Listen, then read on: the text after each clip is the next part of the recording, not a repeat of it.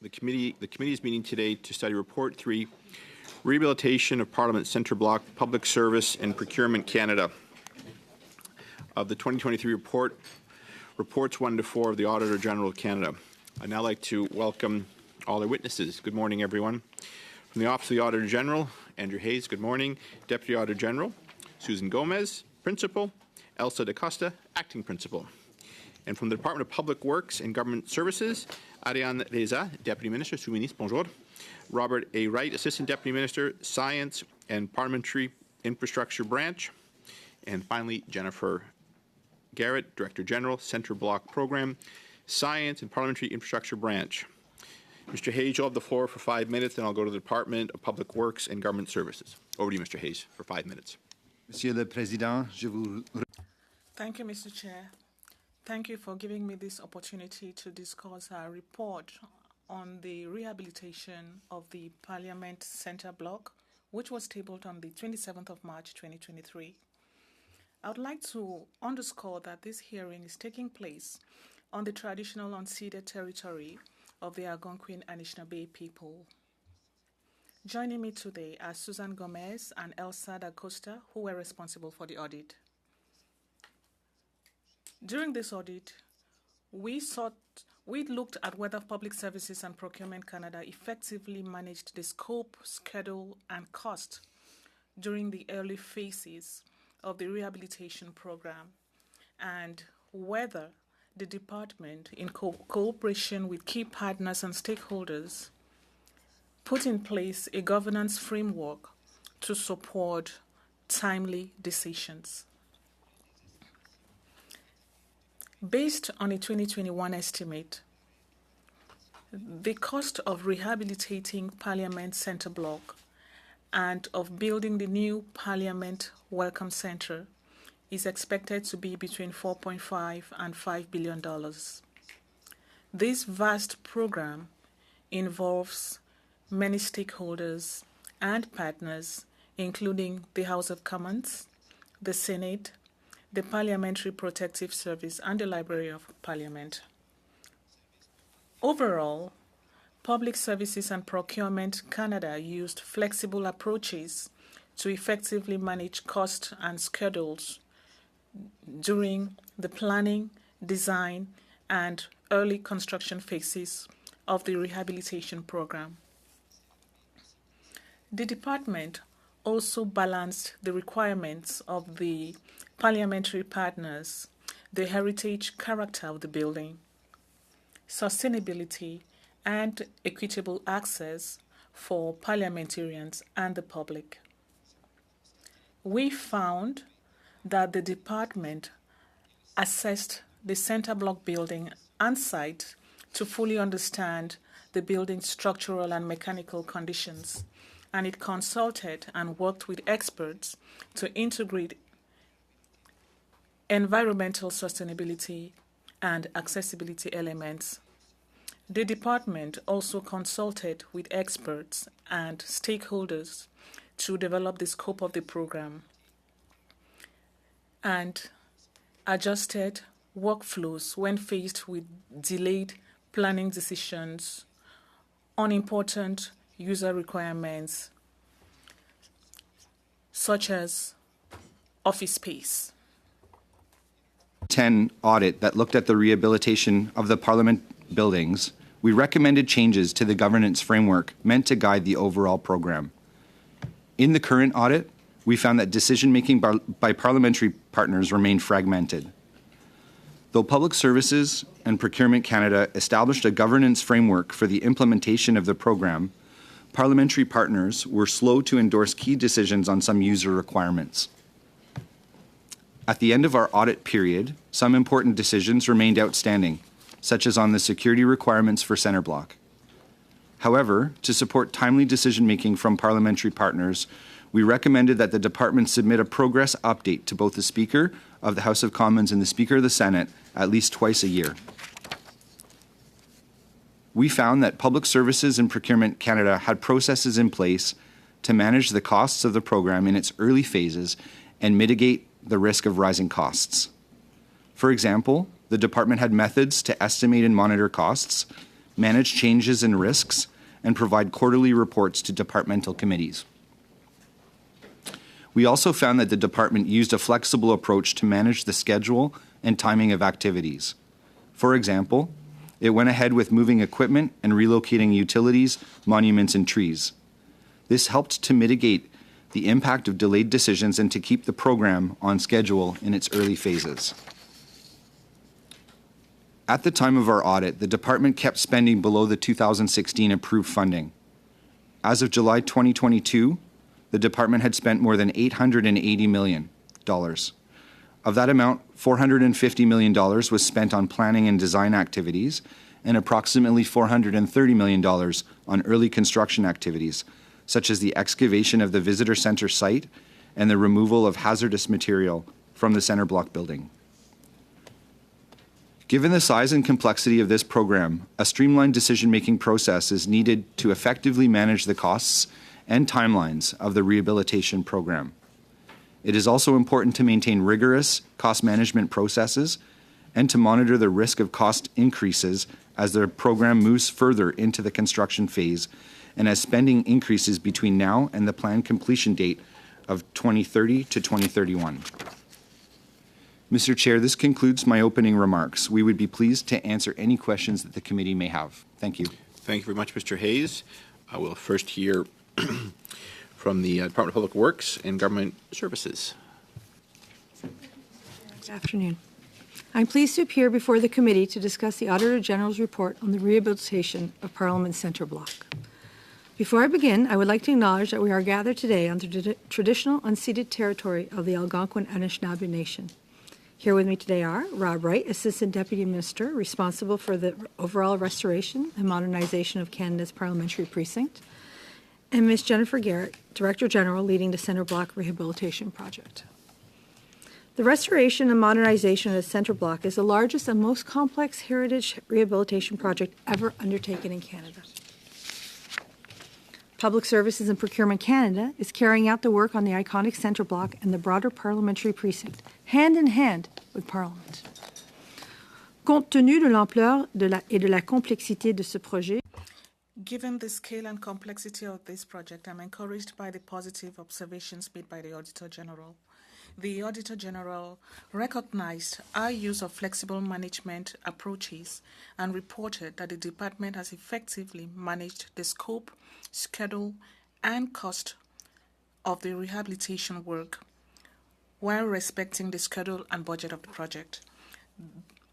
The report also highlighted the department's effort to collaborate with stakeholders, including Indigenous partners and experts, to rehabilitate Centre Block on behalf of Parliament and all Canadians.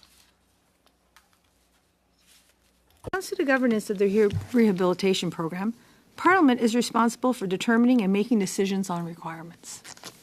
PSPC is responsible for the planning, design, and construction work, including the budget and time needed to deliver on these requirements. This complex project is about balancing budget and schedule constraints with sustainability, heritage, accessibility, and inclusivity alongside the need for modern, safe, and secure facilities to support the operations of Parliament. Achieving this balance is not easy. Success requires timely and sometimes difficult decisions to be made. The Auditor General acknowledged that while considerable efforts have been made to strengthen governance and decision-making, some challenges remain. The Auditor General's report includes 3 recommendations. First, that to support timely decision-making, the Minister of Public Services and Procurement table a program update to the Speakers of the Senate and the House of Commons at least twice a year. Second, that a gender-based analysis plus assessment be undertaken to ensure the Centre Block is inclusive and reflects the diversity of Canada's peoples.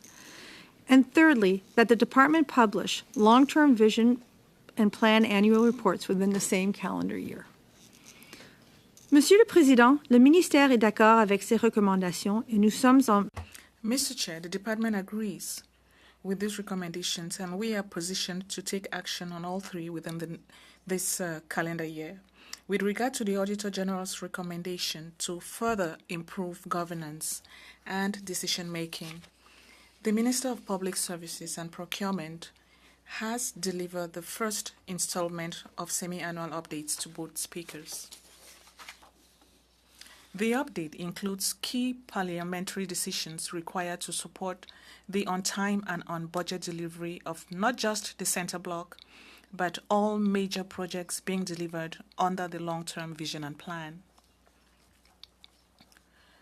To the recommendation that a gender-based analysis plus assessment be undertaken, the department will update its GBA plus assessment for the long-term vision and plan by 2024 with a more detailed focus on the Center Block. And to the recommendation regarding timely and clear reporting, the department will publish the 2022-2023 long-term vision and plan annual report before the end of this calendar year. Mr. Chair, the department is working hard to ensure the project remains on track and that the results reflect the diverse needs of parliamentarians and all Canadians. The work of the Auditor General in recognizing these efforts, and once restored and modernized, the Center Block will serve the needs of a modern parliamentary democracy and will be sustainable, secure, and accessible to all Canadians, enabling more Canadians to engage in our country's parliamentary tradition and democratic processes. Thank you, and we're available for questions. Et merci beaucoup. Thank you all very much. We're going to turn to our first round. I have Mr. Nader. You have the floor for 6 minutes, please. Great. Thank you so much, Mr. Chair, and thank you to our witnesses. It's great to have you all with us today. My questions are going to begin with Public Works. I may go to the Auditor General's office if I have time. First, thank you, Mr. Wright and Ms. Garrett, for the tour last week. It was my third time visiting the Center Block project, which is always a fun and exciting place to visit, especially now that it's not accessible to the public. So it's a special honor to be able to do that. I want to start out with a little bit of some lines of questioning about kind of some of the lessons learned from the West Block project, where we're now sitting, and how those were able to be taken over and applied to what's now happening with the Center Block project. How were those lessons learned applied? Thank you, Mr. Chair, for the question. I think it's an excellent question as we are building on our experiences in terms of the project management, in terms of the procurement strategy, in terms of how we engage on the governance with parliamentarians. So in that kind of broad swath, maybe I'll turn it over to Mr. Wright for some more precision. Thanks very much for the question. And lessons learned are really at the core of our methodology that we undertake within the precinct and the broader department. So we have a kind of a searchable database for lessons learned that all project managers have to use. And certainly there's many that were pulled from the West Block and being applied on the Center Block Rehabilitation Project. And I'll mention a few really important ones. I would say that the first one is the detailed assessment and investigation program. So with heritage buildings, one of the biggest risks are the kind of the unknown conditions. What are you going to find behind the walls? And for the Center Block and Parliament Welcome Centre, we did the most exhaustive assessment or investigation program that we've ever undertaken. And I would say that that's paid off. Whereas in the West Block, we ran into, we had an estimate of the amount of asbestos-containing material that was quite high. We ran into a lot more. We had an estimate of the condition of the structural elements within the building. It was much worse than we anticipated. With the very detailed assessment that we've done on the Center Block, there's been very few surprises, very few key risks that we've run into that we didn't already kind of anticipate. I would say the biggest surprise, and we found that quite early on in the project, was the foundation of the east side of the Center Block, the Senate side of the Center Block, was not a kind of a modern foundation. It was more of a rubble core. So we addressed that within the contingencies of the project. We essentially put, we essentially put a sandwich of cement around that and tied together by steel, and then so that was stabilized and we're able to move on until we put a modern foundation in the future. That's really been the biggest surprise so far. A couple of other elements that are really important is carrying out activities in parallel rather than in sequence. And the Auditor General's report mentioned these flexible approaches, and that really comes from the experience of previous projects of in some cases where it makes sense to be doing the design and construction in parallel. So, for example, the interior demolition and abatement, the removal of the asbestos-containing material, the excavation for the Parliament Welcome Centre was not dependent on a lot of functional requirement decisions from Parliament or design elements. So we were able to proceed forward with that important construction activity, getting it out of the way and de-risking the project. A couple of other things to mention would be mock-ups. So these are very important. We'll be engaging Parliament hopefully soon on determining kind of design mock-ups for offices for parliamentarians, as well as for the seating in the House chamber, given that the size of the chamber has not grown and the numbers of MPs have grown significantly since the centre block was originally constructed. So we really need to work hand in hand with members to design a new seating arrangement in the House that potentially could be phased in over time, but that's going to take work with Parliament. Maybe perhaps the last one that I'll mention is advanced testing. And this is something that kind of is linked to mock-ups, but certainly, the operations of Parliament are increasingly digitally enabled, for example. And we want to, ensure that all of the testing has been done well in advance before things go live. This is a no-fail environment. That's critically important. And there's a range of other elements. For example, doors in these facilities are not simple doors. They're essentially parts of a hardware and software system which are integrated into an integrated security system, and everything has to work perfectly for the doors to work. They're linked to video cameras, etc. So advanced testing on many of the elements critical to ensuring that Parliament will work for you. And I think I just have a couple seconds left, so I'll just say that I'm sure there's a joke that I can make about the Senate being built on a rebel foundation, but I certainly wouldn't go there with our friends in the other place. Thank you, Chair. Thank you very much, Mr. Nader. Mr. Wright, I must confess, I didn't recognize you without your hard hat and work boots on, so it's nice to see you from the construction site into the workings of Parliament today. Of course, you're hard at work there as well. Turning now to Ms. Yip, you have the floor for 6 minutes, please. Good morning and welcome to Public Accounts. I went on a tour in the spring of the rehabilitation, and I was really impressed with the complexity and the progress of the construction. It was just fascinating that the hole was so deep, and every little thing, the details, whether it was safety of the people participating in the tour or for the workers, everything was well thought out. So I'd like to begin with Mr. Hayes. In the report, it was said that the OAG noted that the early phases were effectively managed. Could you elaborate? Yes, thank you. So we did say that the costs and early design and conceptual work was well managed. We did say that at this point in time, the department has kept spending below the approved amounts, which is important. And up to the point in time when our audit was completed, which was a little while ago now, they were on schedule. We did issue a bit of a warning flag that, as time moves on, despite the flexible approaches that the department has taken to date, if there are changes to user requirements, if there are big adjustments that are required, those will have an impact on costs moving forward. So we did want to make sure that that signal was out there as well.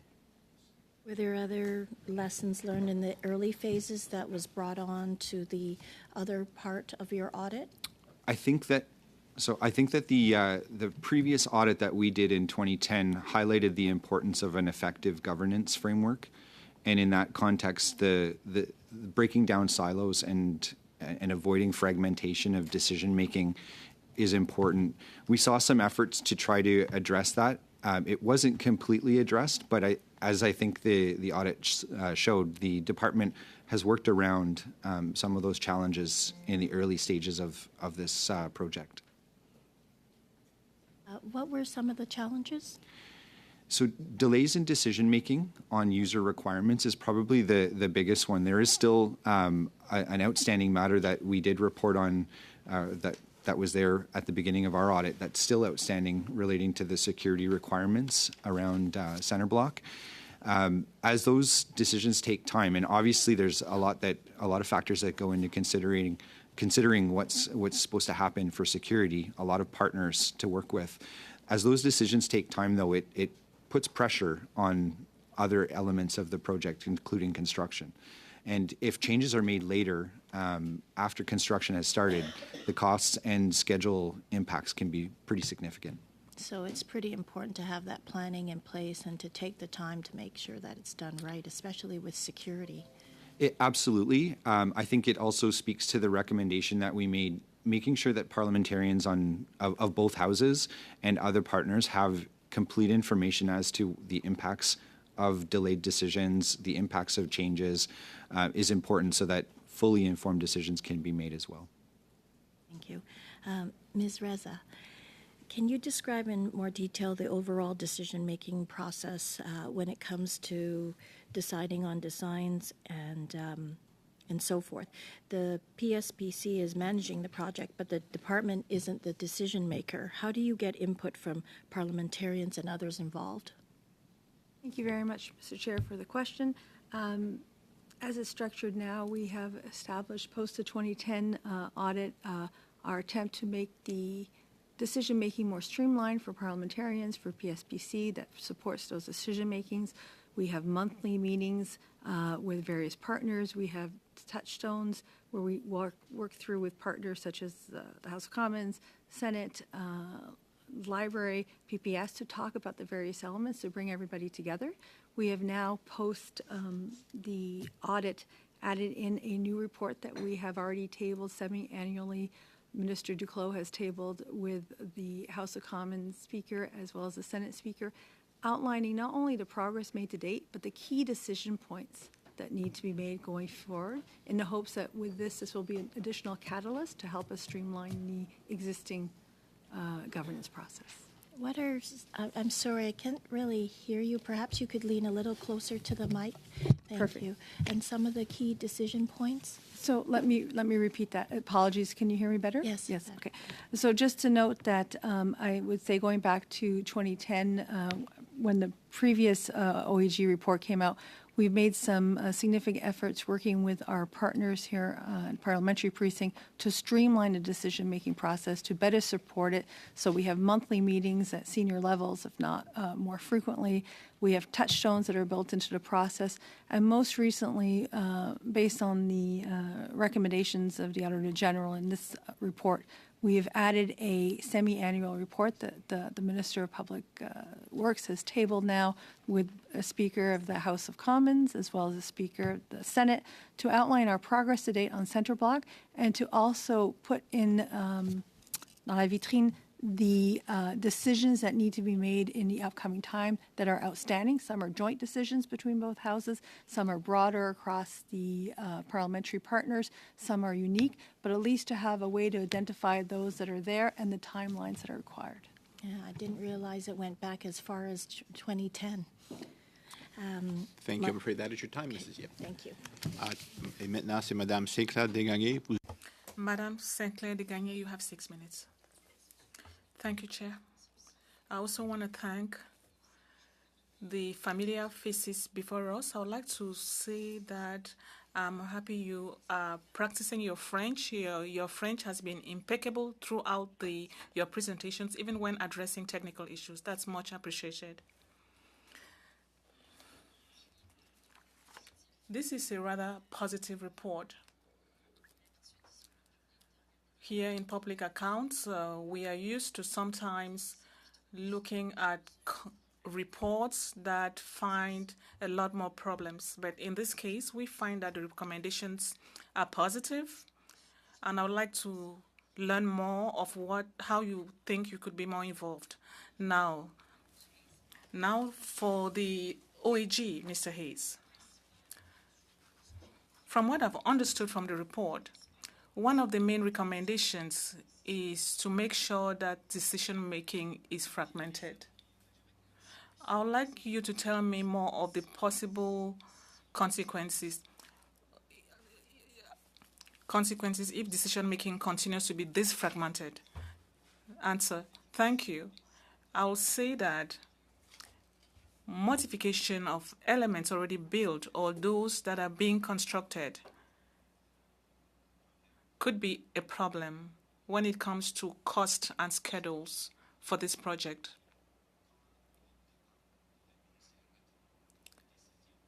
When the department is waiting to take decisions, there are consequences that impact all factors of the project. It's a very complex project.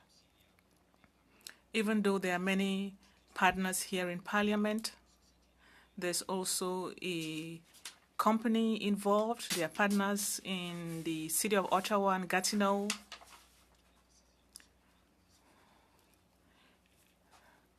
Decisions need to be taken in a timely fashion. Very well. Now, talking about the consequences this could have, for example, increase in cost, do you have an idea of what this cost could represent? Answer: it's difficult to say for us as auditors. But there's a reality now with construction costs, as we noticed after the pandemic.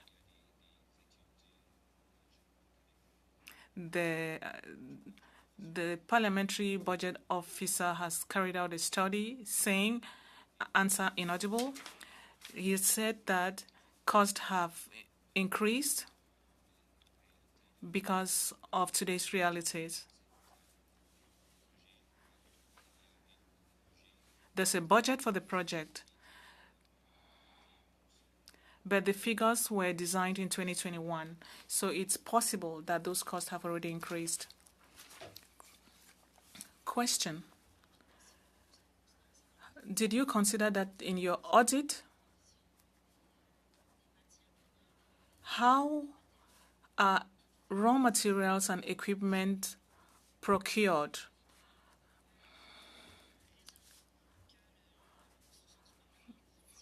For a project this important as a parliament building, how do you ensure regional and provincial equity? Did you consider that in your report? Do you have any conclusions or findings to share with us?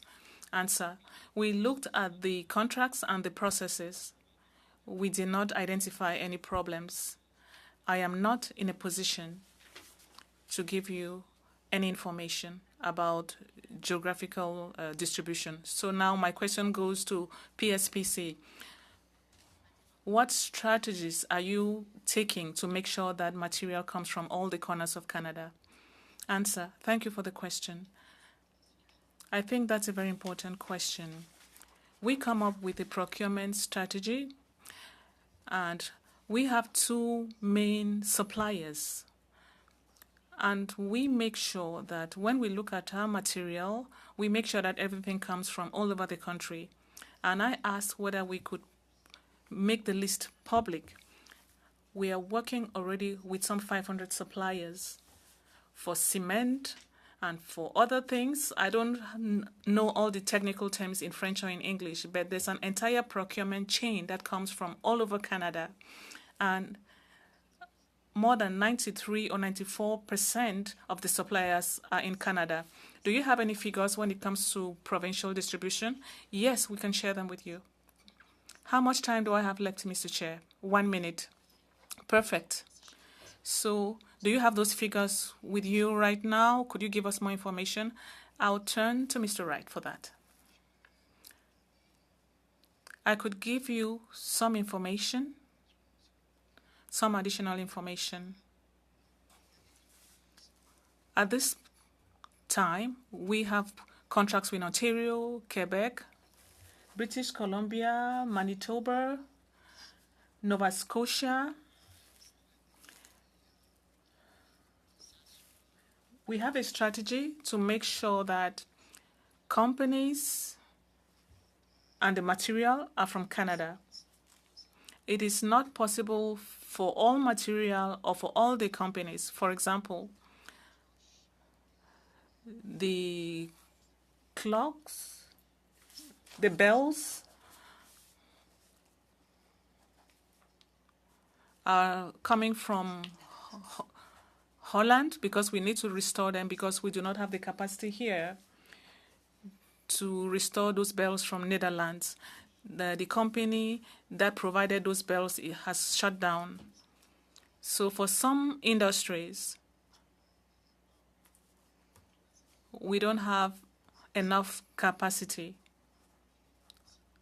But at this time,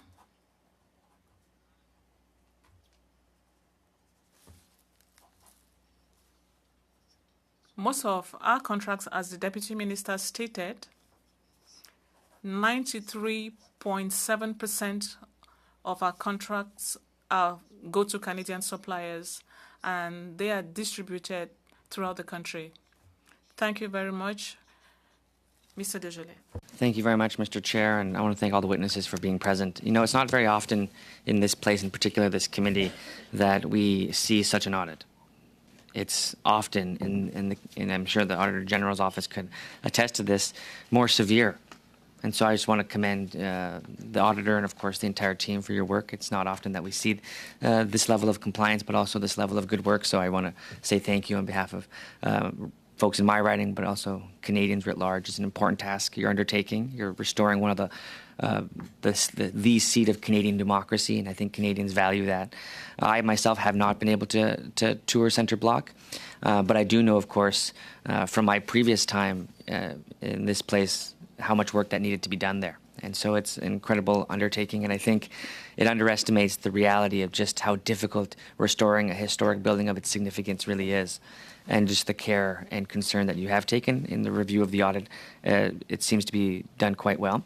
However, I do want to note a particular aspect of this, which was outlined in the audit, and I'll turn to the Auditor General's office first, which would be in relation to a GBA plus analysis. What was the answers given by, this is a question to the auditor, what answers were given by the department when asked about why they had not conducted an analysis? The response to the recommendation pointed to the fact that a gender-based analysis plus lens was applied to the long-term vision and plan, which is the overarching, I guess, part of the project. Centre Block being a component of it. Our view was that a careful look should be taken of the Centre Block and the visitor center, because of the central nature of this, the fact that this is where the public will be looking, this is where the public will be engaging, and from our perspective, having a clear view of all of the elements that should be taken into consideration in a GBA plus analysis for decision making is important. It's true that that on the environmental, on the accessibility, and even on some consultation with Indigenous communities, the department has done some work. We just think that that this is an area that's important for follow-up.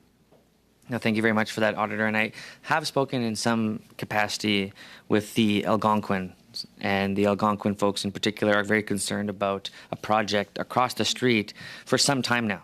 And that was in relation to the former American embassy. It sits on Algonquin territory today. It was a position of the government that they would see this building restored, but also to, I'm using this as a case example, restored, but also to bring greater inclusivity and participation of the Algonquins. In my conversation with them, it seems as though those conversations have not met their expectations, and I understand that there's a continued discussion, in particular to that site, as to how they can continue to be included. barring having another instance where there was a protest at that building by the Algonquins for the lack of participation by them, do you anticipate this process and lessons learned from that instance of how to better include Indigenous folks? And that's the department.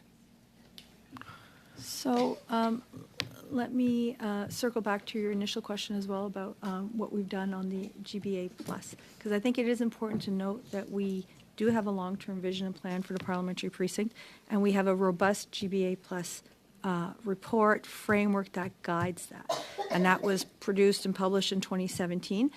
I think that given, as we heard from the Auditor General, the importance of Centre Block, the fact that it's going to integrate the West Block, East Block, that it's going to be the visitor and the welcome center and the operations, that bringing in an updated GBA Plus, including inclusivity across the universal access design, pathways, Indigenous, HVAC systems to make sure that we can do smudging. I think that's a critical piece that we want to strengthen, but I wouldn't want to leave committee members with the impression that that work wasn't underway, but it's a key piece. As it respects to where we are on the specific site that you were referring to, perhaps we can turn to Rob for an update of the latest. Obviously, this is an area of significant collaboration between the Algonquin and the federal government, and how that fits into next stages and the work. I leave it to you. Yeah, thank you very much for the question. It is an important one, and so point one, we've continued to work very closely with Crown Indigenous Relations and Northern Affairs, with the Algonquin Nation, the Algonquin Anishinaabe Nation, as well as the National Indigenous Organizations, and the thrust of that work has been around determining an Algonquin dedicated space within what was originally labeled the Indigenous Peoples space. So, and that has made some, I think, important progress. We're not collectively quite at the finish line on that, that's for sure, but there's been some good progress, I would say, with the Algonquin Nation and coming to a position where a dedicated Algonquin space could be fit within the broader project, which would be important, and that would be at the heart of the Block 2 redevelopment, which construction will be starting on next year. And to your point of lessons learned, I would say one of the important things that has really created a tight relationship, lots of communication. We've done visioning sessions on the Centre Block and the Parliament Welcome Centre with the Algonquin, Anishinaabe, and the three national Indigenous organizations. For the design team, Centris, on the Centre Block and Parliament Welcome Centre, we've brought on, or they've brought on, but with our kind of work, Indigenous architects, and a Nook architect, a Métis architect, as well as a First Nation architect. It also informed our approach with the Block 2 redevelopment. As you may be aware, we did an international design competition for that with a jury that had 3 members of Parliament on it and 6 Indigenous members on the jury. The winning firm has of Zeidler and Chipperfield also has a wholly owned Indigenous firm, Turo, out of southwestern Ontario. So I would say that this has really created a very dynamic engagement on Indigenous peoples being very engaged on the future redevelopment of the parliamentary precinct. Turning now to Mr. McCall, you have the floor for 5 minutes, please. Thanks, Mr. Chair. Witnesses, thanks for being with us today. Very quick question to start, and Ms. Reza, maybe it's best for you or Mr. Wright. Are we still looking at 2031 to move into the new old place, and are we still on budget? And if so, what is the expected budget? I notice showing 4.5 to 5, but what are we looking at right now? Well, how about I start with a move-in date and Sure. move the technical budget question? But thank you for the question, Mr. Chair. So first off, we are still on track for 2031 for the construction to be completed. There'll be a year for user testing, commissioning of the building, ensuring that we have all the pieces, up to a year, all the pieces working correctly. Just the ballpark date is fine. And then over to you on but the budget element is still between 4.5 and 5, and you can give us a status of where we are. No, if it hasn't changed, let me ask, it's good news that there hasn't been the surprises that we found perhaps in West Block, but I understand that, we went in, part of the issue was we went in not knowing what was behind the walls, so it hasn't turned out to be as bad as we thought. I'm just wondering, if it hasn't turned out anywhere to be bad as we thought, why are we still now 2032 move-in, and why are we still budgeting the same amount? I would maybe shift that just a little. It's turned out to be as we thought. So it's the advanced investigation. Let me interrupt This for a is second. important. No, sorry, Mr. Wright. Let me interrupt. We went in, and I recall. Okay, we don't know what's behind the walls. We don't have the original plans. They went missing. So it's not as we thought. No, Really, because we didn't know what was there. So how? Well, no, it's so a couple things. This investigation program started before the center block was emptied, and with the great collaboration of Parliament, we started going in with the invasive testing. Ms. Garrett's team did a lot of invasive testing, even before the center block was emptied. So that was a lesson learned from the West Block. We did not do that on the West Block. We did that on the Center Block. The second thing that we did before setting a baseline schedule and budget is that we did an extremely exhaustive investigation and assessment program, and that informed this baseline schedule and budget. So the that it informed. $5 billion estimate was based after. Exactly. Okay, that's June fine. 2021. Yes. Thanks very much. Mr. Hayes, I just want to pop over to you. Welcome back. We haven't seen you for a while. You talked about some of the delays around security environment. Can you expand a bit? Are you talking about security as in members' entrance, how people are coming and going, or are you talking about security as in addressing perhaps what happened to the D&D building in Canada, where the building was rife with PRC Beijing bugs? Thanks. It's good to be back. I was trying to keep a low profile. But what we're talking about is really just the user requirements. So you can see in the semi-annual report that the department produced, I think it was a week or so ago, that there are still some references to some security-related matters, including some of the lessons learned from the convoy demonstrations. Our point with this is really that as the department is waiting for decisions, it can't move on with some of the steps that it needs to take. So I can't say that we were specifically looking at some of the examples that you noted. Who would be then? Because there's a lot of people coming and going. I realize they have security clearance, but we see a lot of workers coming and going in the buildings. Who is looking at that to ensure we're not inheriting or taking back a building that has security issues planted in the walls? Again, much like I think the D&D building, it was almost $1 billion to fix. Thank you. Thank you for the question, Mr. Chair. As my colleague noted, in terms of what is in the semi-annual report that was tabled, it outlines physical screening of members, of people accessing the House of Commons, the Senate, the different screening processes, the arrival piece. So it has the physical security as well as some other elements. Right. So Mr. Hayes addressed that, the members' security, but the actual security of the building, the IT systems, and again, to avoid what happened at the D&D building in Canada, and I realize that a bunch was done beforehand, but do we have a process in place to address that? And I see Mr. Wright nodding. Maybe you can address that. And just a brief response, please, Mr. Wright. Yeah, and I'll ask Ms. Garrett to add a couple of additional details. So there is a very strong framework around clearances, security clearances for all workers who come on to site. That's very robustly managed. There's a very clear system for how people get on site. So we feel quite confident in that system. On the IT systems and that you indicate, very important, the House of Commons is the technical authority for Parliament, for all of Parliament on the IT systems. So it's actually the House of Commons who takes on that responsibility. For the portion around the Prime Minister's office, the RCMP has protocols in place of testing and kind of making sure that everything is.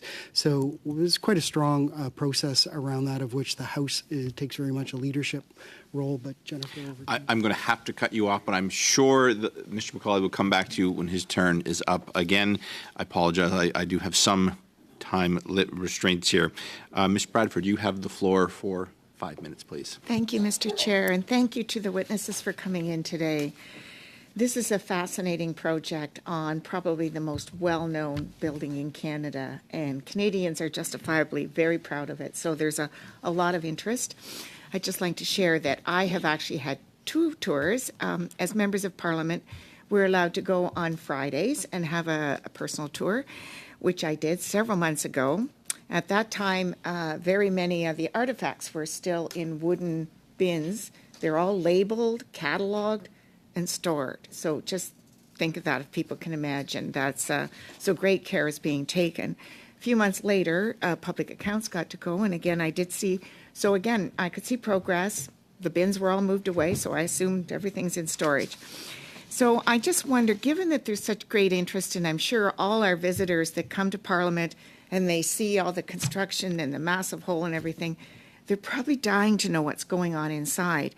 So the AG recommended that PSPC provide more timely information to all Canadians about the project. So beyond publishing the long-term vision plan, and I know there's great updates on the website, can you tell us about what measures are being undertaken to make sure Canadians do have access to updates and what's happening with the project? Thank you very much. I think over and above what we're doing in terms of publishing it, we're trying to make it more accessible through different social media channels. Different videos are available, interactive schools. I believe that some of the school programs are still going on, talking about the restoration and having touch points across the country to make it more accessible. But for more details, over to Mr. Wright. Thanks very much for the question, and this is, I think, very important, as the deputy indicated. So we do a number of things, and there's always more that can be done, but this is very important. There's an annual media tour the media comes in and kind of gets to kind of, as you have seen the progress, and ask any questions that they want, and that provides an opportunity for all Canadians to kind of keep track. We've also been working with Parliament. CPAC is starting to do a documentary on the project, very much kind of at our kind of encouragement, working with Parliament. So I think the first installation is maybe coming out before Christmas or sometime around then, and they plan on covering the project right till its completion. So that will provide another forum for parliamentarians and Canadians to be able to keep track of the project. You mentioned the annual report. There's a quarterly report as well on the Centre Block project, and we're a number of videos. And as Ms. Garrett is just mentioning, we also work with the City of Ottawa on the Open Doors program. So I think for the past 3 years, we've participated in the Open Doors program. Several thousand people come each year for that, and it's very difficult to take that many people through the project site. But I think this past year they did get to get up and see the actual excavation site for the new Parliament Welcome Centre, as we also have used the Heritage Canada Information Centre to put in displays and interactive. We've had virtual reality for people who come to the spaces. So we're always trying to have the appropriate outreach to Canadians. And I think the last thing that I'll mention, a couple of years ago, we also did some public opinion research to hear from Canadians on what would be important to them to make sure that the design and plans responded to that. Great, thank you, because it is the People's House, so I'm glad that you're including the public.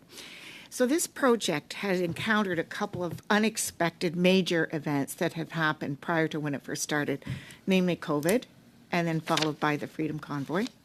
So I wonder to what extent the COVID-19 pandemic affected workflow, supplier relations, and overall project progress, and also the impact of the convoy occupation, which shut down downtown Ottawa for several weeks. What impact did that have, and were workers able to get on site during that time? And once again, a briefish reply, please. Thank you. Okay, thank you very much for the question. At a high level, there was some impacts on COVID. The site was closed, work was stopped, but we've tried to accelerate to keep up with getting back on track to make up that lost time. I would also note in terms of the convoy, as a result, colleagues and the Minister at the time of Public Works, Minister Tassi, did go to the Procedures Committee, PROC, I don't know the full name, and this issue was studied in terms of looking at Wellington Street to see whether or not it should be part of the precinct.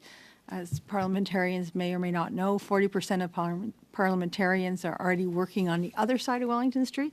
That amount or number of parliamentarians will increase. So looking at what that precinct footprint is one of the key consequences. But I'll pause here to see whether on the labor disruption, Rob, if you I'm want to. afraid we're going to have to come back to that if there's interest. Maintenant, c'est Madame Sinclair-Desgagnés. Vous avez la parole pour 2 minutes. Madame Sinclair-Desgagnés, you have 2 minutes. I would like to come back to my previous question about distribution of procurement. In your strategies, how do you consider fairness? Is it depending on the contributions made by provinces? Looking at what happens in government, if Quebec were to contribute 20%, for example, will they receive 20% of the purchases? What strategy are you using? Thank you for the question. To start, I do not believe it depends on that ratio or percentage. As you know, procurement is an open, competitive process, so I don't think that's what we use. But we will check. Unfortunately, I've been here just for 4 weeks, so I will refer to my colleague who has a lot more experience. Thank you very much for that question.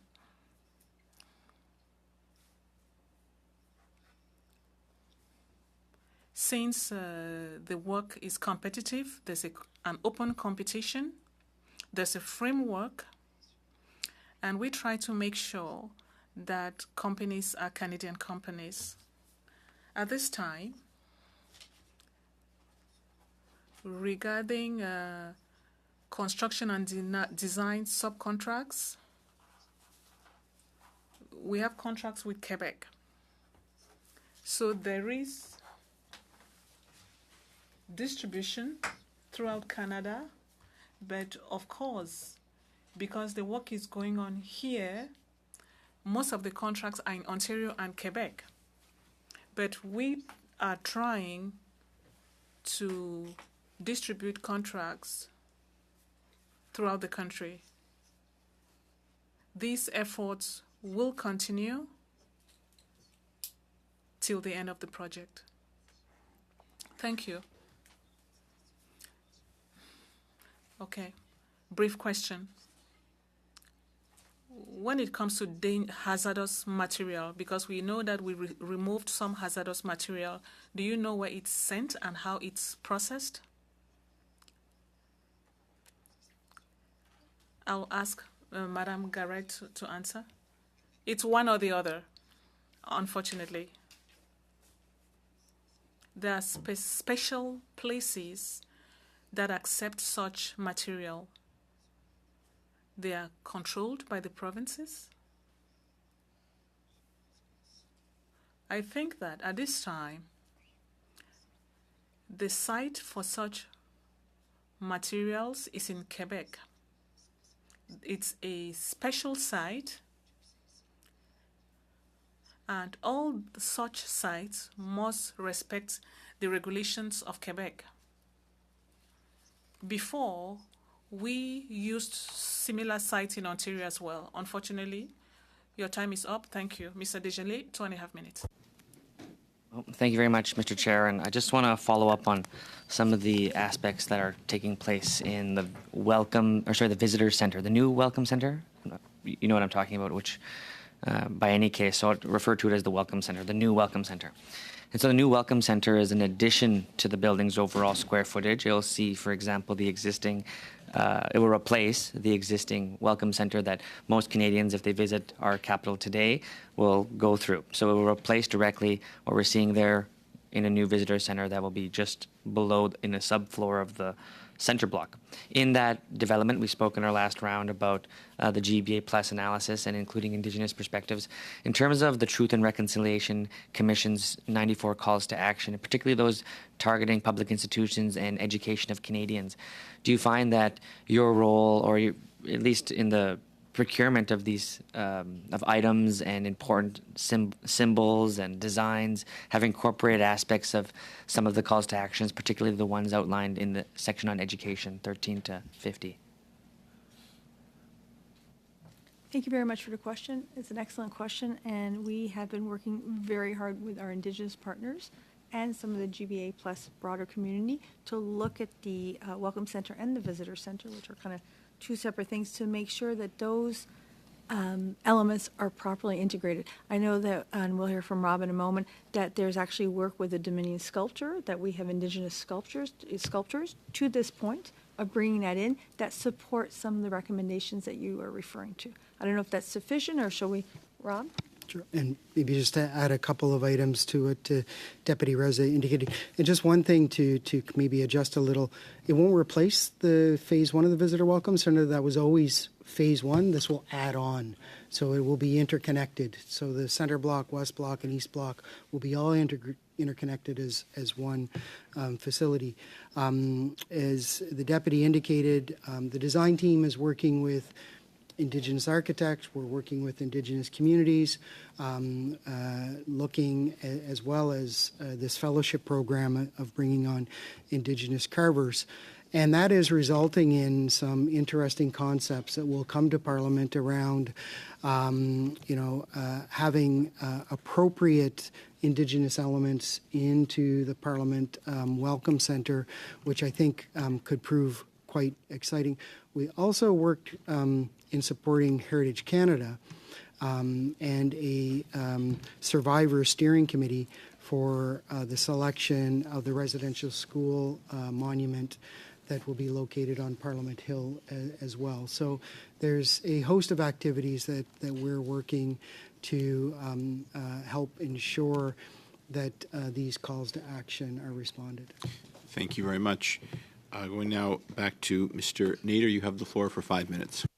Thank you, Chair, and again, thank you to our witnesses. Probably have a bit of a hodgepodge of questions in this round, but I want to start with our friends from Public Works. In a previous question, I think from Madame Sinclair de Gagné, you'd mentioned that the bells, or some of the bells from the carry-on, are now in the Netherlands being restored. I believe some are still here, some are over there. Question on that. We know that the carry-on there did continue to perform for a period of time while the construction, or I guess deconstruction, was happening. Is there any possibility that the carry-on will begin to operate prior to 2031, give or take, or is it likely that that's going to be happening when the building reopens, or is there any chance that could, the bells could begin to sound prior to 2031? Thank you, Mr. Chair, for the question. We did have the carillonneur. She went in with her safety gear and continued until we had to commence demolition activities within the Peace Tower. At this point, based on our schedule, we'll try to get her back in, or the carillonneur that's in place at that time back in place to play the bells as soon as possible, because we understand the importance. But at this time, we can't promise that she'll be back playing the bells before the 2031 timeframe. Great. Thank you for that. I think we're all looking forward to that. So whenever that happens, that'll be good. I wanted to turn a little bit to the concept of heritage and heritage preservation. I know from our tour last week, we talked about high heritage places versus those areas that had limited heritage value, if any. So a couple questions to that. What is being done to work on those high heritage locations, preserve those? And the second comment is where and how are things being restored? From our conversation last week, you'd mentioned that what it looked like when we left in 2018, early 2019, versus what it looked like in the early times, of Center Block, as it was being built after the Great Fire of 1916. So how is that being addressed in terms of how it will be restored? Will it look like what happened when we left in 2019, or will there be some efforts made to restore it to the original state of the building after the fire? Thank you. Thank you very much for the question. And the heritage restoration of the Center Block is certainly at the heart, at the core of the work that's going on, and which needs to be done in balance with a whole host of other elements: universal accessibility, sustainability, security, all of the functional requirements. But it remains at the core. So, as you mentioned, there's high heritage space. There's 50 high heritage spaces within the Center Block, and about 22,000 heritage assets, which can sometimes be a one-off, like the heritage ceiling of the chambers. Or it could be the 53 bells in the Peace Tower that we mentioned, or it can be the 35,000 marble tiles that are in the building. So there's a broad range of those heritage assets, and they all have a specific conservation strategy for them. Many are removed from the building to be restored off-site. Much remains in the building, protected, and will be restored on site. To your point about 2019 versus kind of the earlier eras of the building, certainly in some of the high heritage spaces, what the conservators have found is that some of the earlier very beautiful work was covered up, sometimes by paint, because things were getting a little old and Parliament has to continue operating, and there's only a very short time period, breaks over the holidays or the summer, so sometimes paint would be applied over top of that. So they've gone in behind and scraped that away, and part of the strategy is to actually, in many cases, take it back to its original design intent. So, we often get the question, are you going to protect the heritage like it was in 2019? And as I said to you last week, the answer is kind of yes and no, where that's appropriate. And sometimes we're going to try and take that back to its original intent from the 1920s, almost, 100 years ago. Great. Thank you. And last question, about 30 seconds or so. You mentioned a couple times about the hazardous material and the abatement. Would you be able to share with the committee how much of that has been completed and how much has actually been removed from the building? We are getting close to the completion of the interior demolition and abatement, above 95% complete at this point. And that has entailed the removal of about 25 million pounds of asbestos-containing material from the building. Thank you very much. That is Mr. Nader's time. Now, Ms. Khalid, you have the floor for 5 minutes, please. Thank you very much, Mr. Chair, and thank you to our officials for being here today and for answering our questions. I have been looking at the modernization of Commonwealth parliaments, not just here in Canada, but across the world, in my role as Commonwealth Vice Chair for the Canadian branch. We recently had a seminar in the Ontario legislature where we saw some of their adaptation of what an inclusive parliament looks like. And there's that whole question between maintaining tradition and modernization, and where's that spectrum at?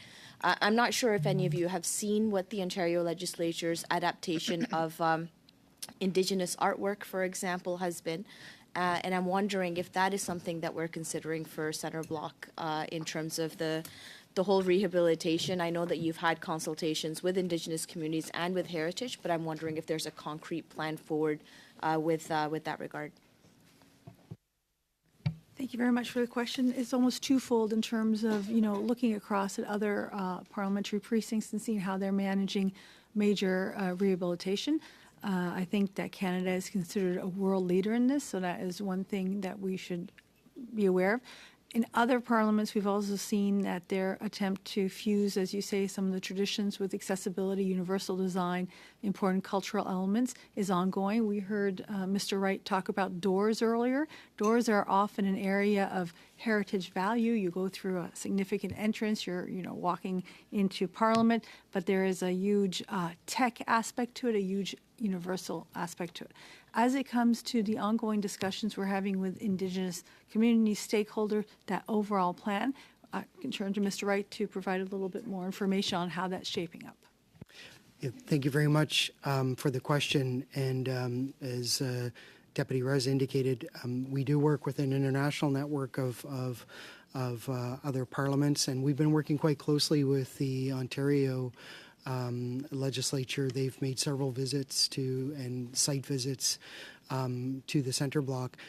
And we definitely are considering, or more than considering, we're working through those plans of taking very similar approaches hand in hand with Parliament. So, for example, our Dominion Sculptor team are working very closely with the curators of the House and the Senate to really come with a strategy where art and architecture will come together, specifically in the Parliament Welcome Centre, which provides a kind of a fresh canvas to tell the ongoing story of Canada, as was the original intent of the Centre Block, to continue to tell the story of Canada. And much of the carving that was done in the Centre Block was done between the 30s and the 80s, not in the initial stages. So that's a strong tradition within Parliament to provide the opportunity to continue telling the story of our country so that it is future focused. Thank you so much for that. In terms of the costs and who the artists would be, how is that artwork going to be selected to ensure that inclusivity? I would say we're not quite at that step yet. Those are the questions that we're indeed, working through at this point. Certainly, some of that work will be done by the Indigenous carvers that have been brought on through the fellowship program, and some may well be commissioned, but we're not quite at that point, I would say. Thank you. And I think my last question, I know there's been significant criticism about spending taxpayer dollars on rehabilitating what is heritage here in Canada, whether it be Centre Block or the Prime Minister's residence, for example. What is your viewpoint on this and the importance of maintaining our heritage and our traditions here in Canada, and also with respect to adjusting and moving timelines for completion and the dollar amounts as well? Thank you very much for the question. Broadly speaking, Parliament, as we heard earlier, Centre Block is most likely the most iconic heritage building that people associate with Canada. So from a stewardship from the federal government, this is a key area that we work very closely with the Legislative House on how to best proceed. Very key. As you've heard, we're sticking to the budget time, or the timelines that we had anticipated for completion, as well as the budget range that have been noted by the AG as well. Thank you very much, and that is the time. I turn now to Mr. Stewart. You have the floor for 5 minutes, please. Thank you, Mr. Chair. I'd like to move a motion that, given recent reports that the National Capital Commission paid over $8 million to replace a barn at Rideau Hall, the committee, A, undertake a study of one meeting on this imprudent spending and invite the NCC and the Treasury Board officials to testify on the matter, and B, to the House, report to the House that the committee recognize that this is an egregious waste of taxpayer money, especially considering the cost of living crisis Canadians are facing. So that was the end of the motion after the word facing. I do want to draw attention to the new Treasury Board Minister Anand when she was placed into the role, and I want to quote her. She said, "There is not one policy of our government that doesn't go through Treasury Board." And I quote again from her, "I will be seeing everything from a policy perspective, So I think the minister's made it very clear that everything goes through the Treasury Board. And, you know, just thinking about this issue, Mr. Chair, you know, we recently learned that the National Capital Commission paid over $8 million to replace a barn on the grounds at Rideau Hall. The list of ridiculous spending keeps growing. Hundreds of millions of sole source contracts to consultants like McKinsey, $56 million on the useless ArriveCan app, $6,000 hotel rooms. The list goes on and on. Canadians are struggling with food banks, are seeing record usage. The cost of food has gone up 23%. After 8 years of NDP Liberal mismanagement, the dream of home ownership is simply out of reach for most Canadians, and mortgage costs are up 40%. As well, Mr. Chair, the cost of rent has doubled. And I did want to mention as well that in 2008, the Auditor General had a written report on this very issue. It was called The Conservation of Federal Official Residences.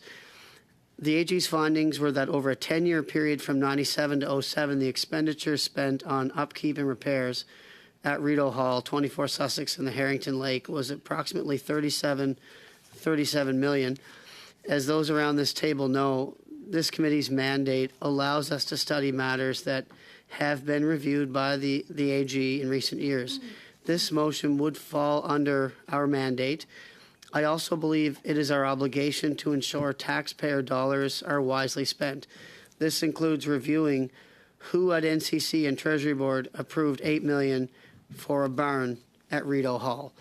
Now, Mr. Chair, when you consider $8 million for a barn, just in my riding of Miramichi Grand Lake, as an example of why this amount of money is egregious, we had a $1.5 million request to the federal government to replace navigational aids on a port system that we had for well over 150 years.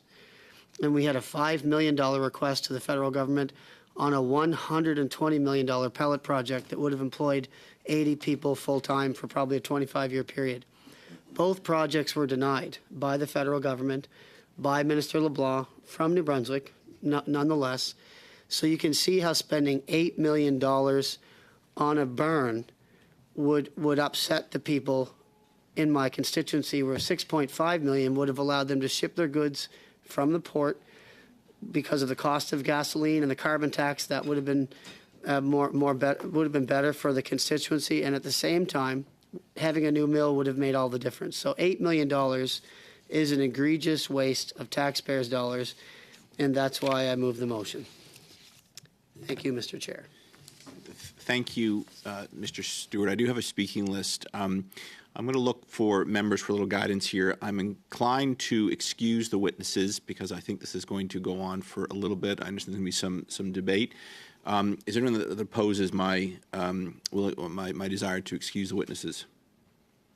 Witnesses, you are excused. Thank you very, very much. We appreciate you appearing before us today, and we look forward to further updates on your important project on this Parliament Hill. Thank you very much.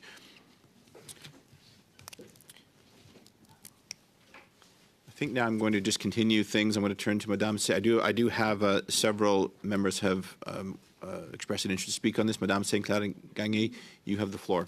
Merci, Monsieur le Président. Thank you, Chair. I want to thank the witnesses as they're leaving the room. We agree with the principle behind this motion.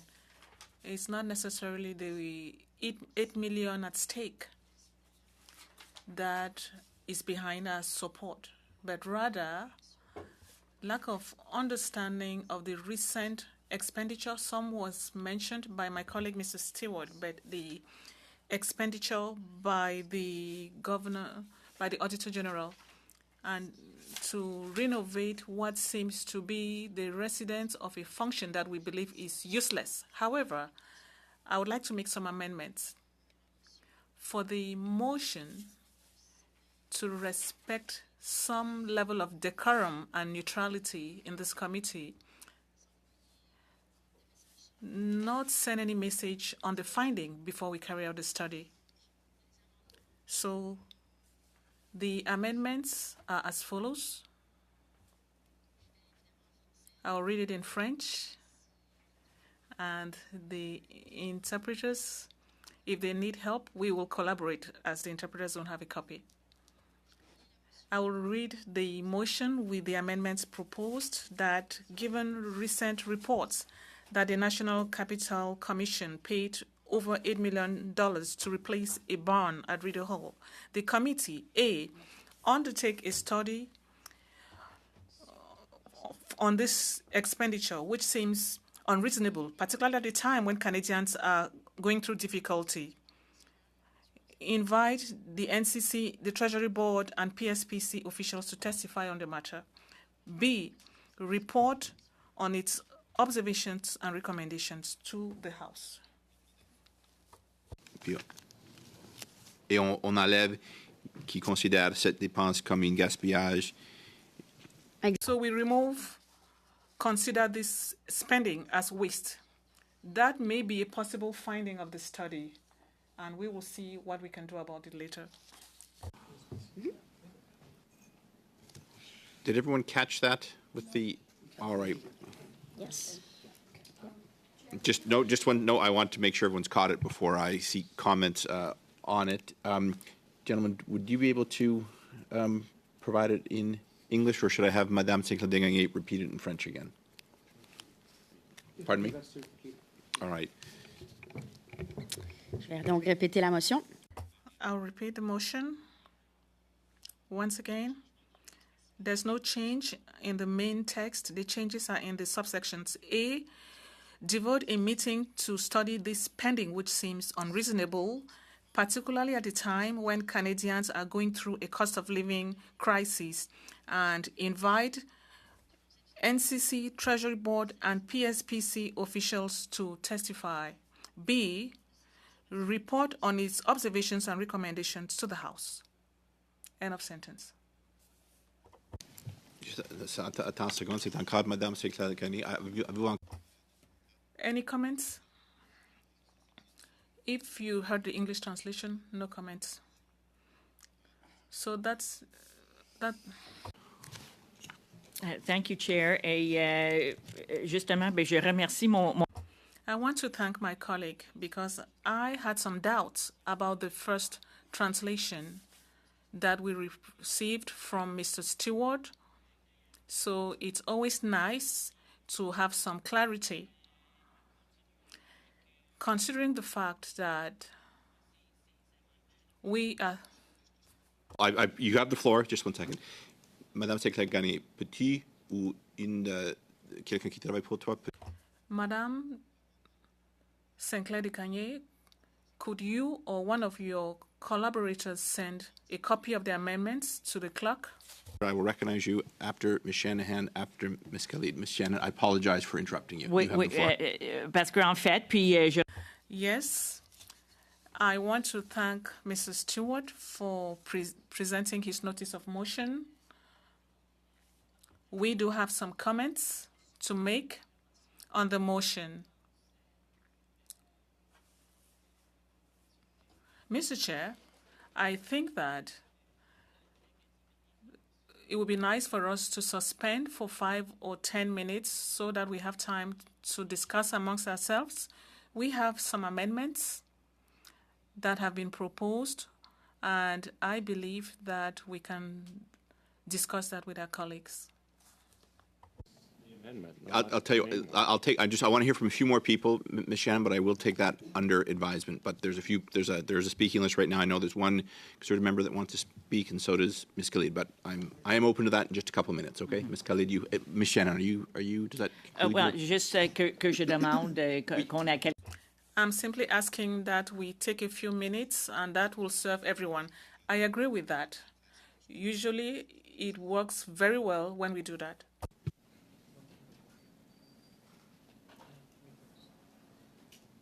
Oh, yes, you are next. Yes, My apologies, you have been so excited Chair, to speak. I was Pardon waiting me. for you to call on me there. I agree with Ms. Shanahan. I think that there are a number of amendments that we would like to propose. It would be easier if we're able to work out that language amongst ourselves once we've been emailed Madame Sinclair Desgagnés' amendments for us to work out that language along with all members around this table, and then hopefully come to a consensus as to how we want to move forward on Mr. Stewart's very excellent motion. Very good. Before I turn to Mr. Stewart, I just want to check with my clerk. Just 1 second.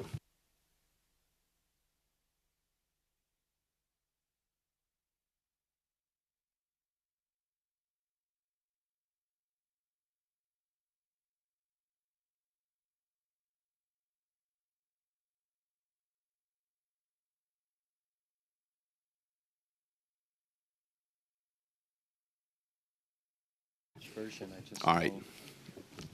We're working on that. In the meantime, Mr. Stewart, you have the floor, please. Thank you, Mr. Chair. I just wanted to say that I thought we were debating the, the block motion, and I just wanted to indicate that we were fine with it, with the motion. Very good. With the amendment, sorry. Yeah, that's We're fine right. with the motion It is an anyway, amendment to the motion. Yeah, I so- thought we were debating the amendment to the motion. Yeah, that's what we're looking and at now. we're fine with it, is what I meant. There is a desire on the government side to suspend. I'm going to let Mr. McCauley say a few words, and then I will, hear what he has to say first. Yeah, thanks, Mr. Chair, and I echo my colleague, Mr. Stewart's comments. But I think we're getting ahead of ourselves with the Liberals wanting to suspend to discuss the motion. I think we need to deal with the amendment first and debate that and settle that before we're going into suspension to discuss the motion. I think we're getting a bit of ahead of ourselves. If they're proposing amendments, are they proposing amendments to the sub-amendments to the amendments, or amendments to the original motion? If it's sub-amendments to the amendment, we should just get on and discuss it. The Liberals have had it on notice. They've had the time. All right. Well, circumstance of actually are going to I guess I'm going to suspend here for two reasons. One, I have a request, but more importantly, the clerk needs a few minutes to prepare the amendments, the translation of the amendments to the motion. So I'm going to suspend for 4 minutes. 4 minutes. Unless the clerk needs a little longer, and if I get kind of a signal from the parties that the suspension needs to go on a little longer for you to discuss it, that's great. But I'm going to suspend for 4 minutes.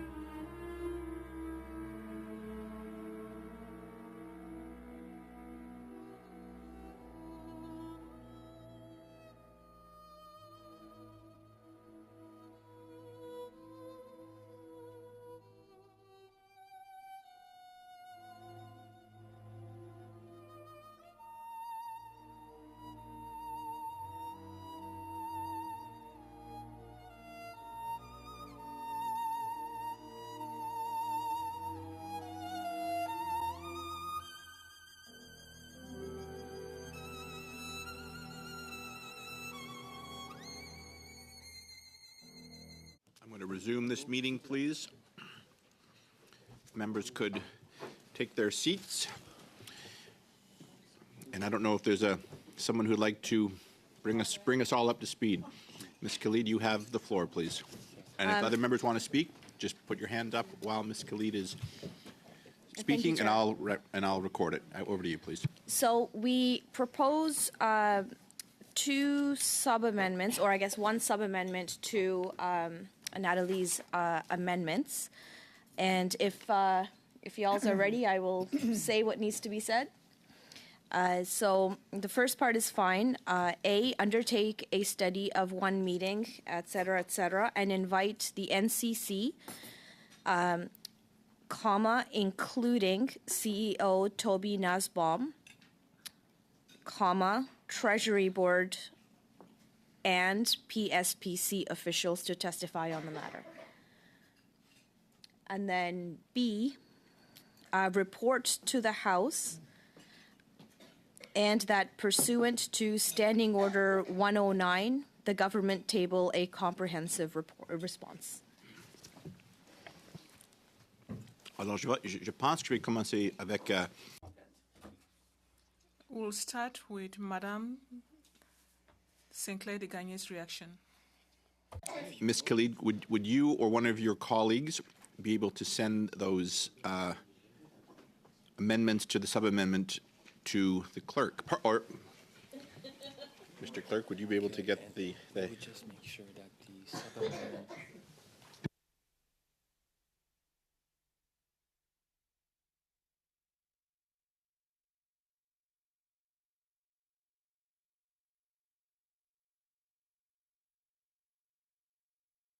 Yes, we're just going to review this just to make sure that we're on track. But it's...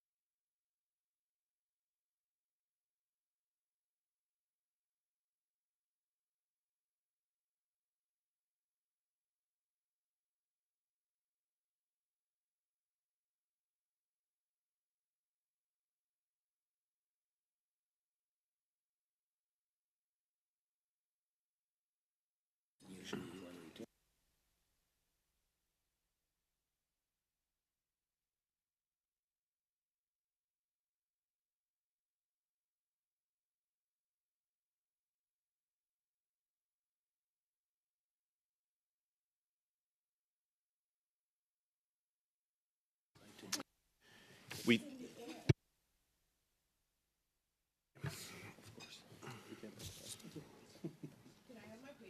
Well, yes, but I'm going to take a picture, and then you're going to read it again.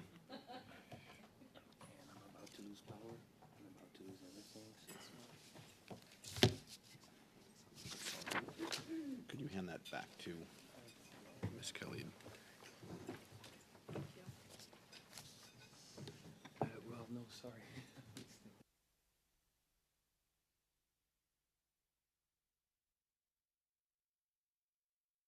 Have from just a procedural point, Ms. Khalid, is that part of your amendments amend your sub-amendments, well, your amendments amend Madame Sinclair de Gagné's amendments, which are in line and appropriate. Others amend the motion, and I have to deal with one at a time, unless there is agreement from all parties to accept your changes. I can do that if there's agreement all around. Otherwise, we just have to take it apart. It'll take a little more time. So could you... Yeah, so could you maybe, if everyone could listen and confirm that they are in agreement with and I will, I'm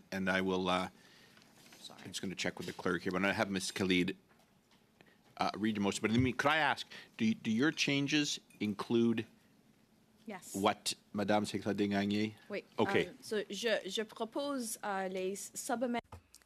I propose the sub-amendment. So what we tried to do in this exercise, Chair, is as you suspended, thank you for doing that, was for all of us to come together and to agree on language that would just tweak Natalie's amendments. So what we're proposing here are basically sub-amendments to the amendments presented.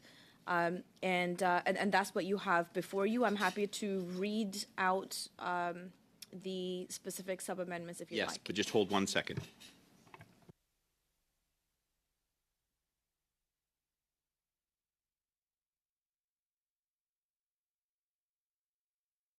Yeah. Go ahead from the top. Okay. Sorry, Chair, do you want me to read the whole motion? Yeah, just so everyone is crystal clear. Chair, can I be clear? Are we going to do are we going to vote clear and vote on the sub-amendment to the amendment first and then get to the amendment? Or is your intent to have UC to have her read in a whole new motion? Well, to override the so if amendment? there is UC, then we will just adopt this, and if there isn't, we will have to go piece by piece. So you'll each have the final say on that. Okay, when will we hear the final motion to vote on an UC? Okay. Just 1 second.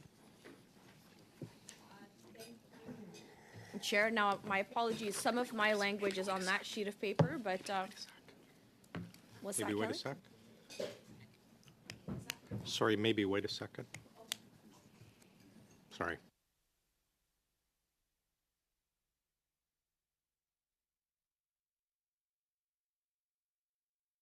So go ahead, please. You do this every time I put food in my I'm mouth. sorry. Chair. And then you disappear. He waits. That given the recent reports that the National Capital Commission, the NCC, paid over $8 million to replace a barn at Rideau Hall, the committee, A, undertake a study of one meeting, and there's some language that Natalie had proposed that I don't have in front of me right there, and invite the NCC, including CEO Toby Nasbaum, comma, the Treasury Board, comma, and PSPC officials to testify on the matter, and B, report to the House pursuant to Standing Order 109 that the government table a comprehensive response. That would be the complete Thank you. text of the motion. Okay. So here is what I'm told. I can deal with this in one of two ways. If members are in agreement with this change on a UC, I can accept it, and it will replace what is already on the table.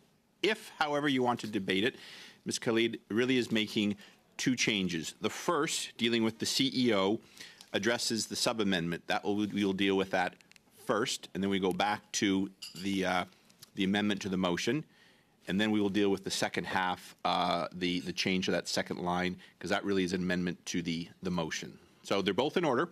I just have to deal with them either all at once if MPs agree with this